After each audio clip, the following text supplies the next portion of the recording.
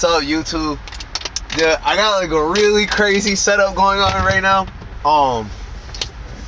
I got my shit posted up on the seat, like balancing itself, because I'm waiting for my friend to come on the bus, the Peter Pan bus, into Providence right now. So I was like, okay, cool, I got some time. You feel me? So anyway, I just saw the last couple of videos have been kind of, you know, they haven't been negative per se. They've been realistic. But I feel like today I'd rather come in here and talk about some happy shit. Just talk about like enjoying life and being present in the moment. Different things I do to just try to really like take a step back and be more grateful. So the first thing I want to talk about is praying before you eat. Now, I understand that not everybody shares the same faith, or you could say religion, as me. But in like 2019, I watched this Illuminati video where he was eating like tacos with his girl. And then he goes and he's like, hey, hold on, before we eat, I'm trying to pray. So his girl's kind of just looking at him, right? And then after he's done praying, he does it in his head, which is what I do as well. She's like, I want to start doing that too. And he's like, yeah, you got to pray before you eat. Like, it makes you more grateful for the food, makes you more grateful for everything, like grounds you, reminds you who you are. And I was like, wow. And this is me in 2019, so I'm only 18 at the time. Still haven't really fully believed in God yet. And I was like, wow, that's amazing. So I think I started to pray before I eat, and I just noticed I was more grateful for everything, and even for this food itself. Like, it's almost like I'm bracing myself. I'm like, okay, thank you, God, for this food. Like, I'm blessed to be able to have this because of this. I'm sorry that I've been doing this, but thank you for allowing me to still enjoy myself, because 9 times out of 10 you eat good food every day. You know, most people don't force themselves to eat bad food or food that doesn't taste good. So that's one thing, man, that helps me be grateful for everything. I like to pray and just get shit off my chest. Say things that I think that I did wrong, you know. Things that have been bothering me, things that I'm overthinking about. Like, I don't like to ask for anything. I just like to ask for justice to be done upon situations, if I am going to ask for anything. I'm a firm believer in everything happens for a reason. A lot of things happen for a reason. I don't know if everything happens for a reason, man. That's a topic for another video. I gotta really get into that shit on another video. Today I'm just trying to talk about being grateful and how to just be happy and shit like that. So another thing that I notice a lot of people do is that they kind of limit themselves with their happiness. They're like, oh, I can't relax because I haven't done this, or I don't have this yet. Which is totally understand, you know. Secure everything that you need to do. Make your life how you need to make it. If you can't rest until you have like 50K in your bank account, you know what I'm saying? But why though? Is basically trying to ask. Like, there's people who are dead broke that are happy as shit. Like, people who are homeless that are happy. Now, you could say, oh, well, I wouldn't be happy if I was them. But it's not. When they say that, when I say that there's homeless people that's happy, it's not. I'm not trying to say like, oh, be homeless because you'll be happy without things.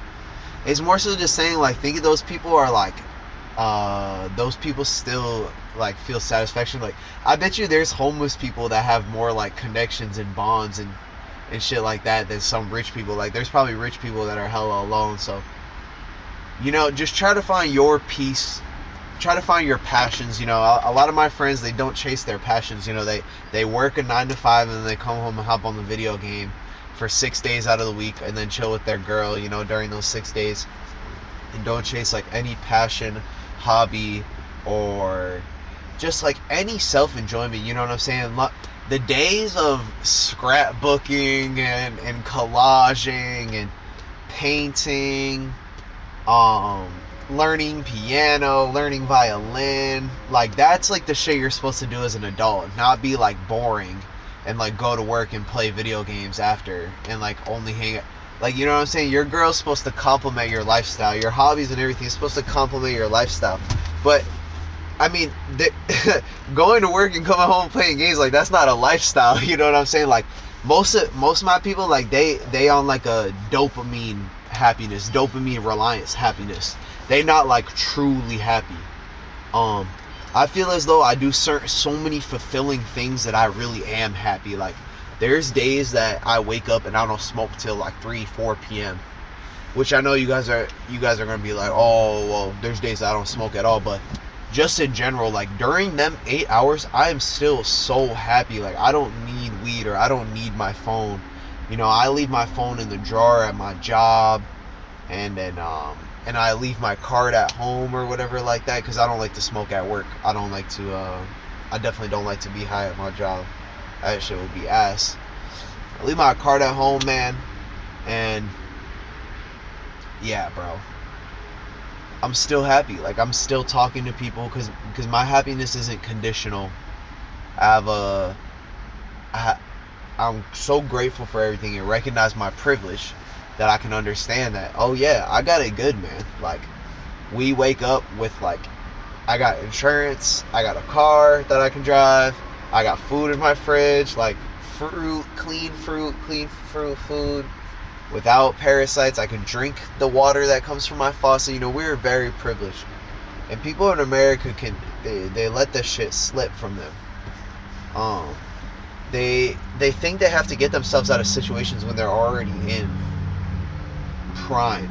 Like create better situations out of the blessings you already have than living in like yearning and still not even working toward it, but still feeling like you don't have it. Like a lot of my friends that used to do music that don't do music anymore, their excuse is kind of they have too many things going on. Like they have too much responsibilities, which is totally valid. You know what I'm saying? I totally understand the responsibilities, bro. But when they say that, it's like it's almost. I try not to take it personally, but it's like, so what is that supposed to mean? That I don't have anything? That I don't have responsibilities and things like that? And then what about Finn?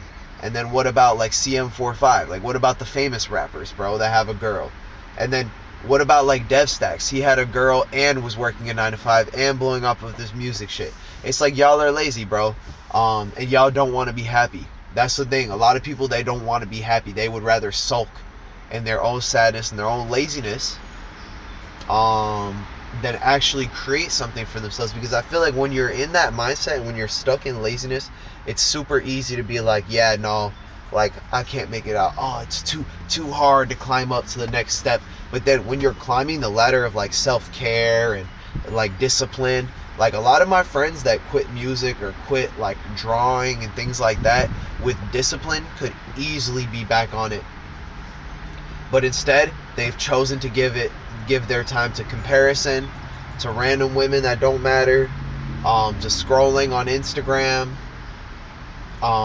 Because these are three things that you genuinely can't make an excuse for. Like all of those are a waste of time. I understand if you want to watch YouTube, play the video game, that's relaxing, man. I understand, watch your TV show, that's relaxing. But wasting time, that's unacceptable, bro. Have some discipline. Because you only have one life, bro. And you only have one youth. That's the difference as well. You only have one 18 to 26. You know what I'm saying? 27, 28, 29, boy, you better have your shit together. You know what I'm saying?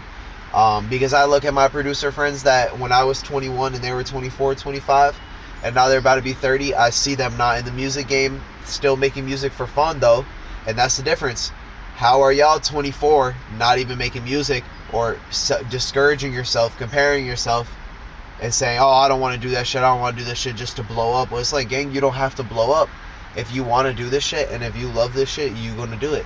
But if you don't love it or you don't do it, then stop talking about it. You know what I'm saying? I hate people that are so half in and half out, acting like, oh yeah, I'm going to do this when I get this, or I'm going to lock in when this happens.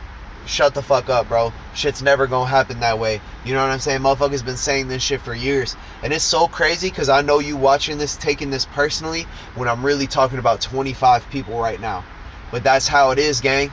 It's like this society and social media, like, it drains you. Like, it teaches you to consume and not create when you could be creating, when you could be prospering. It's not even about success, bro. Like, if you even had like 20 people in your comments on your music and you dropped for fun and that was something you love to do and you abandoned that to work and have a girl, that's absurdity, bro. You're supposed to enjoy your life. Like, your life is supposed to complement you and your interest and things like that. To change and like abandon having fun for that. And if I'm not mistaken, a lot of the friends that I'm talking about, they don't even go to the gym consistently or anything like that. So it's like, bro, what are you doing? Because it's like, I'm so I'm so grateful and happy. Like, I was on the Providence Place Mall the other day with D, and we were on the top floor of the parking garage, just like looking off and staring at each other, staring at the view and looking at each other, and we were like, bro, I can't believe this is our life. Like, people stream our music and we make a little money from this. Like, it's so fun. We shoot music videos. Like, where is that, bro?